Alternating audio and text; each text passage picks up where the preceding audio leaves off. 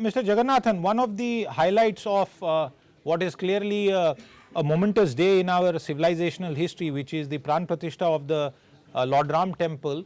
In the evening, Prime Minister Modi launched a new solar access scheme. My question to you is it necessary to do specific schemes in this regard, or just continue to provide budgetary support to the existing solar program? Or should we see this from the lens of politics and the necessities of an election year, Mr. Jagannathan? I think you have to do both. I think you must have one policy-driven broad umbrella which promotes renewable energy use everywhere and anywhere.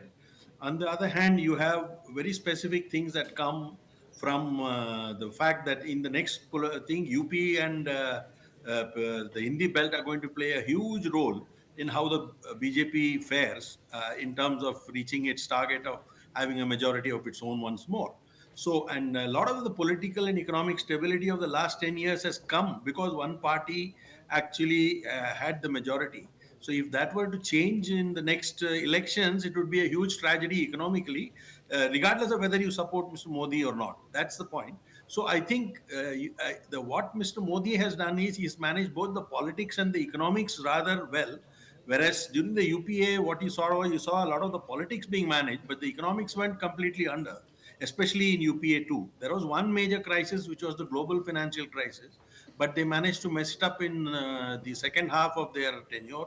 Whereas here there have been three major crises. You have had the COVID crisis, then now you had the Ukraine and Israel wars and all kinds of things. And I don't think the UPA in this situation would have managed well. So I think it is important that the political authority manages politics and economics in a balanced way, because if you don't balance the politics with the economics or vice versa, you're going to have fiscal disaster.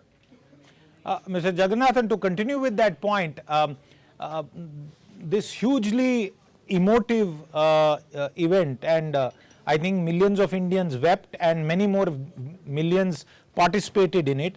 But that same evening, to follow that up with one more subsidy scheme, what is the political signal or political imperative there?